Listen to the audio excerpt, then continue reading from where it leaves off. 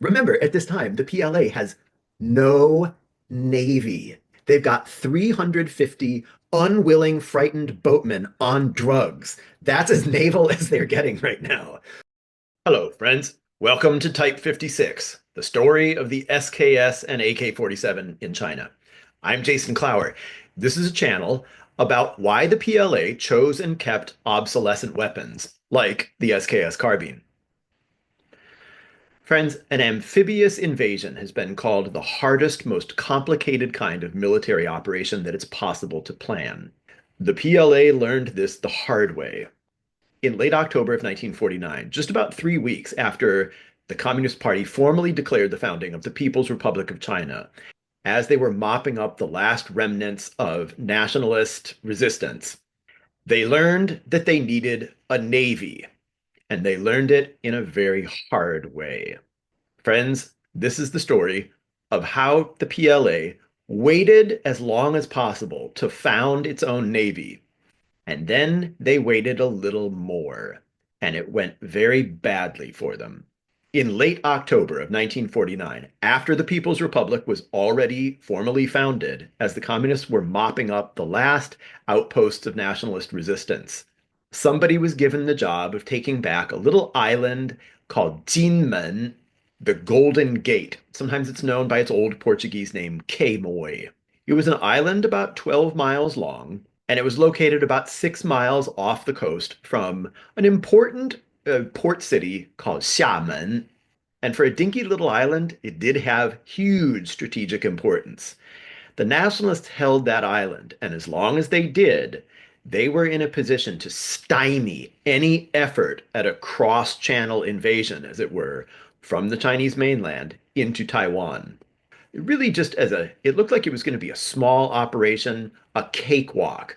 The communist soldiers thought that they were going to set foot on the beach, and they figured that all they had to do would show up, get off a boat, and they would win. They would be welcomed as liberators. Any leftover pockets of nationalist resistance would surely not want to be there at all, be in no mood for a fight. They were so confident of their victory that in their boats, they brought huge chests of cash to fund the huge victory celebration that they planned to have that night. They also brought pigs for the slaughter for a great big communist hoedown of a pig roast, and they made a special place in their boats for lots of office furniture because there was going to be a lot of important socialist governance to start the morning after their celebration party. Yeah, they brought some troops too, but just as a show of force. These guys were not going to be needed. Like the vast majority of Chinese, they could not swim. And in fact, the whole PLA only had one regiment that had ever attacked an island before, and they were nowhere nearby. The tiny fledgling PLA Air Force had one squadron of fighter planes, but they weren't going to be needed. They were still up in Beijing for the great big national victory parade at Tiananmen Square. No, this was going to be a cakewalk. These experienced communist soldiers, they'd be sailed across by some friendly fishermen who would be only too happy to help the communist liberators. And they would get off the boats, plant the red banner, and job done. Mission accomplished. Well, friends, for my rosy, cheerful introduction to that, you are going to be shocked to learn that things did not go as planned. I'm sure that every service that has tried contested amphibious operations has learned in some hard way just how difficult they are. This was how that hard lesson was learned in the very ill-starred battle for the strategically super important island of Jinmen. The job of planning the invasion fell on a general named Ye Fei, who was a good fighter and commander, but I think he was tired. All these guys were tired. Many of them had been fighting since they were teenagers. Ye Fei had finally liberated the town of Xiamen, or Amoy as it used to be called, and what he really wanted to do was celebrate his victory. His first act as the liberator of Xiamen was to bring in his mom from the surrounding countryside so that she could come and see her boy as the liberator of this whole city. Now, of course, there was the small matter of knocking over the strategically crucial Gibraltar of the Taiwan Straits, but that was going to be easy. So he just delegated it to this guy who totally did not want it, a general named Xiao Feng. One reason Xiao Feng didn't want it was he wasn't even the commander of his corps. On paper, he was the deputy commander, but the real commanding officer was away. So was the political officer, who was the real 2IC. So was the chief of staff. Xiaofeng, I had some inkling that a contested amphibious landing maybe was going to be complicated. He did not want the job, and he kept trying to tell his commanding general, "Look, this is going to be harder than you think, and I'm going to need a lot more resources than you have available." Because, friends, there were not a lot of resources. The Civil War had long entered the period when it was a dirty war, a meat grinder. Everybody had stooped now to things that they were not proud of, things that were best forgotten. Terrible stuff happened in the Second Civil War. But if this amphibious invasion was going to go through, it needed at least boats and boatmen. These PLA soldiers did not know anything about water, much less boats. And the PLA approach to that point was more People's War. In PLA People's War, if you need food, you get food from the support of peasantry. Their idea was, well, we need boat lift. We'll get support from the friendly fisher folk. That's not how it worked, though. The fishermen of that area had just been through this disastrous battle, too. They didn't want any more war. The fishermen who were left fled to the hills, hid their boats. Some of them even deliberately sunk their boats so they couldn't be dragooned for this cross-channel invasion that they knew was coming. They did not like the idea of their face being photoshopped into a scene from Enemy at the Gates, where the Soviet troops are being ferried across the Volga to reinforce Stalingrad while they're getting strafed by the enemy air force.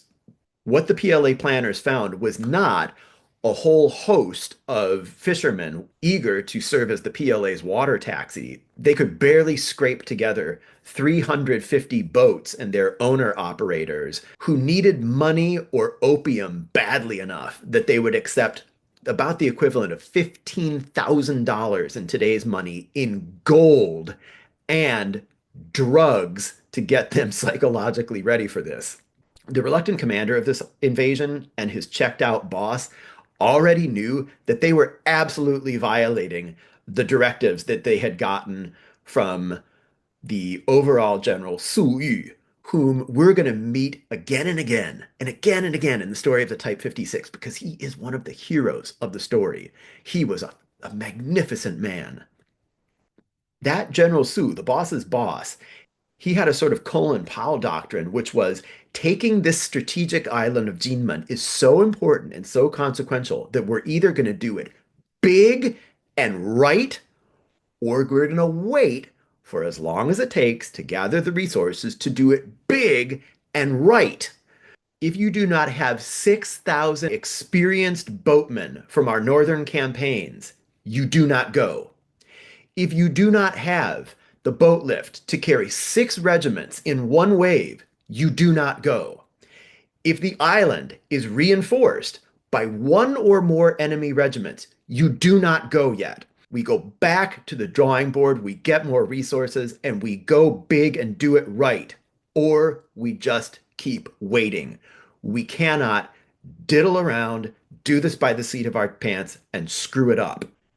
Friends, if I haven't given the game away already, a screw up is exactly what happened. Even though General Su told them, either you have 6,000 experienced boatmen who have worked with us before in our northern campaigns, or you don't go, all General Yefei could find were 350 timid guys who had never done this before under pressure, who were willing to work for gold and drugs. And he was like, good enough, even though General Su had told them, you go 6 regiments in one wave or not at all. General Yefei was like, we'll go 3 regiments and then we'll send the boats back and we'll pick up the other 3 regiments and we'll bring them as a second wave.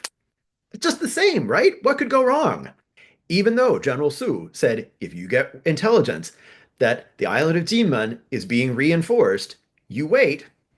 General Yefei, I guess he was really anxious to get on to partying with his mom because he got reliable intelligence that not only was Jinmen being reinforced, but was being reinforced by some pretty bad dudes who wanted to fight. But he found a way of dismissing those reports. So even at this point, even if you're a dumbass professor like me who can't find the real world with both hands, you can already see that there are things going wrong that would be obvious. You didn't need like an expert naval or Marine Corps eye to see that they were headed for trouble here. But speaking of trouble, let's add some more. There was no overall commander who was going to land with them. Also, they would launch from three different places, land on different places, and they would have no radio communications with each other while underway because they really did have to keep this thing secret. Remember, at this time, the PLA has no navy. Zero. They've got 350 unwilling, frightened boatmen on drugs. That's as naval as they're getting right now. So if the Nationalist Navy comes by with so much as a Boston whaler and like a 9 millimeter handgun, they're in trouble. And there were the usual hurry up and wait snafus that are familiar to anybody who's ever been in a staging area. Because they wanted to send the boats across quietly under cover of darkness where they wouldn't get shot at or strafed by the Nationalist Navy or Air Force, they embarked the soldiers at 7 p.m. in their boats where they totally didn't want to be, in their little wooden sailing craft without motors because they have to be quiet and that's all they've got. So they embark the soldiers at 7 p.m. They don't actually get it in gear and set sail until hours later.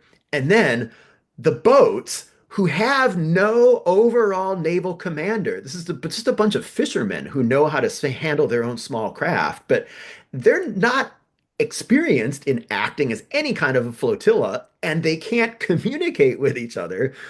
The boats are supposed to be like marshaling with each other in these assembly areas and then setting off as a coherent flotilla. Well, I don't think anybody practiced this because it's not happening. Finally, after the dudes have been aboard boats for 5 hours at midnight and half of the hours of darkness are gone, finally, the boats who are trying to assemble like a herd of cats, they just like give up and they're like, okay, we just got to start sailing before the sun comes up and we all get shot to pieces. Well, now things get even more complicated because remember, these fishermen each know their own boats. They don't know anything about sailing as a coherent body. Some of their boats are small, some are big, some are fast, some are slow. Some have a shallow draft, others have a deep draft. Well, so when they get to their assigned landing areas, the ones who actually get to the correct beaches, some get there before others. Some can go farther up the water than others. But the units cannot necessarily land together, and they are supposed to operate together. It's not like they're the super friends and they're just supposed to like show up on a beach and then each start using their individual superpowers with no coordination. Also, the invasion planners did not think about tide tables because I don't know if they even knew about tide tables. If I recall correctly, the PLA did have some beach reconnaissance, and they knew that the Nationalists had fortified the heck out of the beaches with beach obstacles to try to obstruct landing craft. Kind of like, think beaches of Normandy type stuff. But the PLA planners, who again are land warfare people, they didn't listen to the fishermen who were like, dudes, you don't want to land at the high tide mark. The soldiers were like, yeah, we do. We want to get as close to the objective as we can. Like military science 101, duh. The boatmen are like, don't do it. And the military planners seem to have been like, Stupid boat people, we're going to go in at high tide and you get us as close to the water line as possible. We'll take it from there. So, poor boatman. I mean, I I feel for the soldiers in the story, the PLA soldiers, but I really feel for the boatmen. They're the subject matter experts on boats, but nobody wants to hear from them, apparently. So they end up landing the PLA soldiers at high tide, right up at the high water mark. And as soon as the soldiers disembark, the tide starts going out, and the boats settle onto the sand with the water receding fast behind them. So now these guys are beached on the sand with the anti-landing obstacles behind them. So they have to like try to get out of the boats, hurry and like lift the boats and sort of chase the water and get them back in to float them again, and then try to back up around the anti-landing obstacles. And there's another problem, friends. The the Nationalist Navy accidentally blew itself up and was and that alerted them to the communist boat hordes around them. What happened was there was a nationalist ship patrolling out there in the darkness, and they hadn't seen the darkened, quieted communist sailboats until the nationalist ship accidentally ran over one of their own floating mines. And boom! So now lights go on, officers are on deck trying to sort out what's going on. Searchlights are panning around. And what do they see but 9,000 floating communists all around them in little wooden boats? So they're Navy men. They know what to do. They start shooting. I, I, I'm sorry. I'm not laughing at my own jokes because I didn't make this up. So now the Navy is shooting at the PLA, and that rouses somebody else's attention.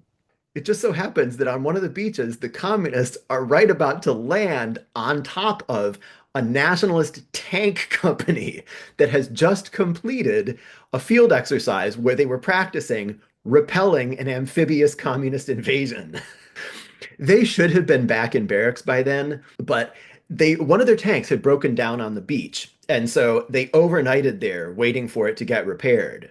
So I'm pretty sure that the tank crewmen are now, like out on the beach, maybe with a couple fires going, roasting a few fish, basically like teenagers in Santa Cruz, when all of a sudden there's an explosion out to sea and then a bunch of searchlights. And so the tanks know what to do too. They get in their tanks and they start shooting at the poor communists who are sitting in the boats being sailed by the boatmen who are on drugs and don't want to be there. So now the boatmen, they're falling apart, and God bless them. I can't blame them one bit. They were never supposed to be there. This was all supposed to happen in the dark, in the quiet. They pick up their gold, and nobody's ever going to know. Now, all of a sudden, they're in that terrifying opening scene from Saving Private Ryan. They're getting shot at from the sea. Some of them are getting shot at from tanks on shore.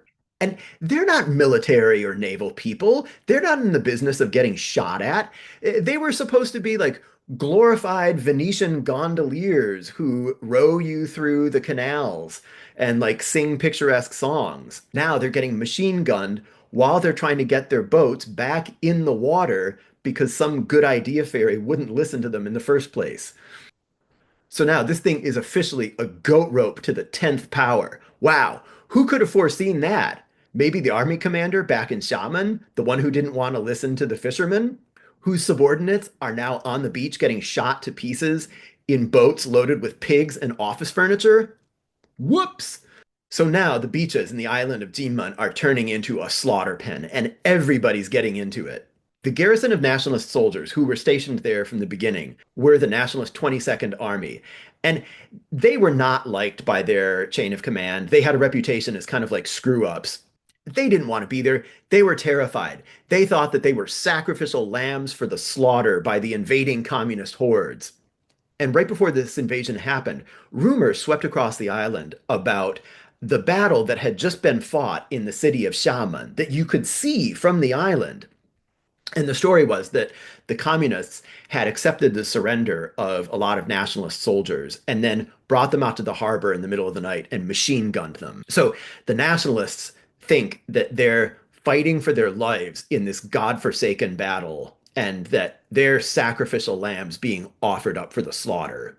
So now that the boot is on the other foot, these guys are saucy. And now, what are basically like the Chiang Kai shek Boy Scouts are getting into it too. This was an organization of, high school age, pre-military cadets. It was called the 反共救国团, the Anti-Communist Save the Nation League. When I was a teenager, the 救国团 was a joke. But apparently, 80 years ago, it was made of stiffer stuff. Because now, the 救国团 cadets are also out there hunting down communists. And the villagers are getting into it too. The villagers have also been terrified of what's going to happen to them. Now that the battle has turned against the communists, or maybe that's not even the word, they were doomed from the beginning. The villagers are out there burying the masses of communist dead. And we've got reports of villagers picking up communist wounded and just throwing them into the mass graves with the dead guys too and burying them alive. Even guys who are screaming to be spared.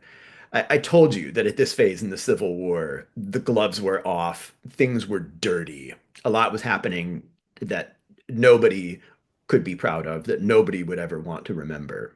And this is where the story really does become more somber, and even a jerk like me can't laugh anymore. The mopping up was long. It took 3 days, and I'm sure there were places where this really was a hotly contested seesaw battle. At the very least, though, you know enough from this course to know that there were going to be some serious shows of persistence by the PLA survivors. There was a case of a sniper who was spotted far off in his hide with just his barrel poking out. And then if you looked at him with field glasses, you could make out his silhouette behind the gun, waiting, watching, waiting patiently. And so the word was sent up that this area was being denied by a sniper, and the nationalists decided to do this carefully and conservatively by the book. They brought in a whole company to seal off the area and isolate him and close in on him. When they got there, he was dead. He had died behind that rifle, waiting the whole time.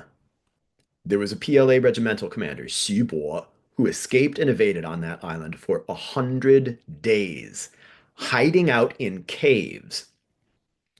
The nationalist commander, Hu Lian, knew that somewhere there was a missing PLA regimental commander, and he did not believe for a moment that this guy had made his escape somehow by himself. He was sure that that man, that commander who was unaccounted for, was still somewhere on this island.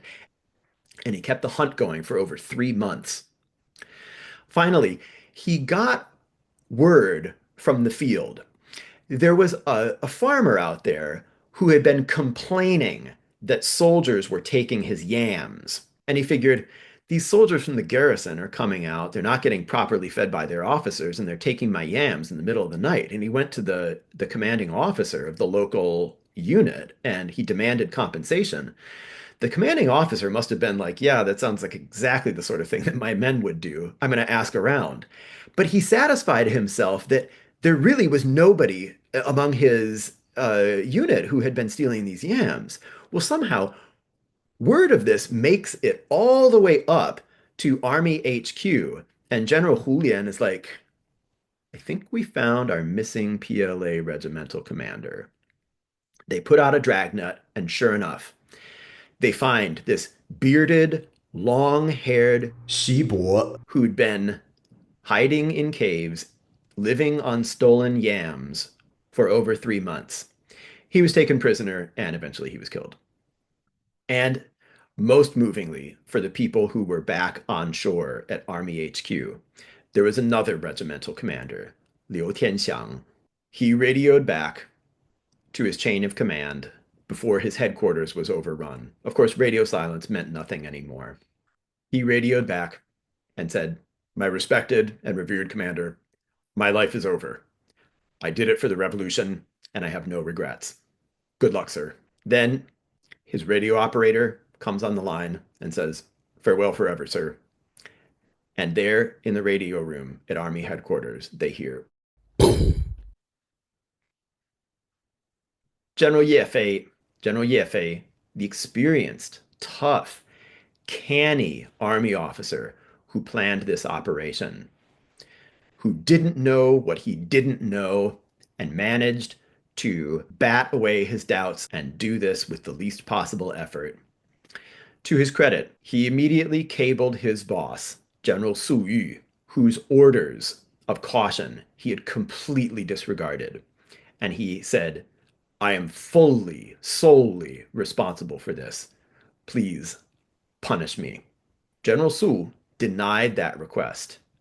He then cabled Mao Zedong, Chairman Mao himself, and said, "I am responsible for this.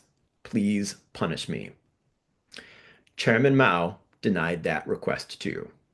He answered simply, "It's a learning experience." From now on, the PLA would need a proper navy. Friends, this has been Type 56, the story of the SKS and AK-47 in China. If you like this sort of content, please like and subscribe. There is much more to come.